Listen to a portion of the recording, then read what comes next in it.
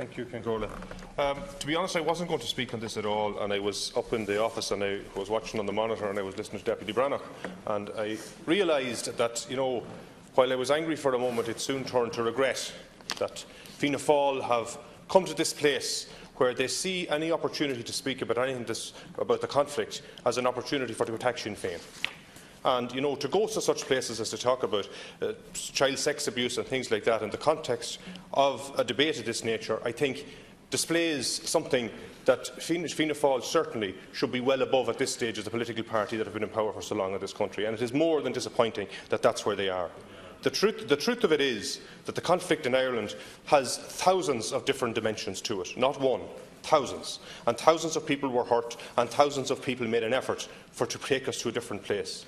Many of us from a Republican community worked very hard to engage, to do everything we could to bring things forward. We sat and we went into the hard places and sat in rooms and talked with the people that were totally opposed to our position, and we moved things forward.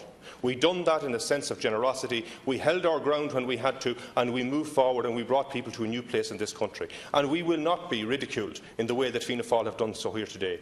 Now, the reality is that people's judgment of these things, certainly north of the border, and it would do Deputy Brannock no harm if he would spend a bit more time up there, and certainly in the elections, and that is where we see these things reflected. In the last election that Fianna Fáil, Fine Gael and Labour supported the SDLP, where is the SDLP?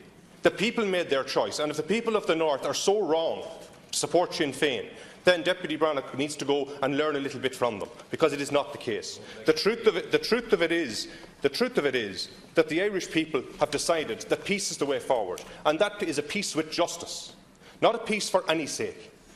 Now, I'm not here to try and say that Republicans were correct in everything they've done throughout the conflict. That is not the case. But we certainly are not going to be attacked by a political party whose only motivation in all of these things is to gain political points, score strokes and pull little fast ones for themselves and their cronies. That day is over.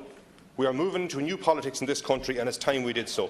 The power-sharing executive that we have in the North for the past number of years has not been about power sharing. From a unionist point of view, it has been about power dividing, and about dividing power up and dividing people up. And that's what we want to end, and we will stand firm to ensure that that does end.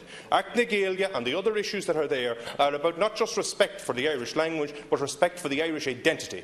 And that's the key thing that Acne Gaeilge represents. And I think anyone who spends any time up there can understand that that's what this is about, and that's why we have stood so firm in regard to that. The other issues that are still outstanding in regard to the talks in the North are issues that make a big difference to ordinary people's lives, issues about rights. And if people have rights in one part of this island, they should have rights in all parts of this island. And we will stand firm to make sure that will happen.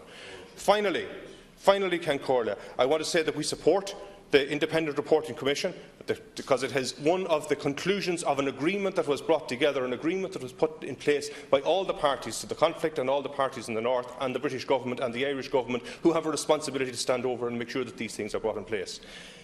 In truth, if we're going to move forward, Fianna Fáil and other political parties in this arena will have to realise that the old days of just throwing dirt around you needs to end, and we need to grow up and recognise that the Irish people have a future, and their future is at stake, and we cannot continue in this manner. Thank you, Deputy Kenny.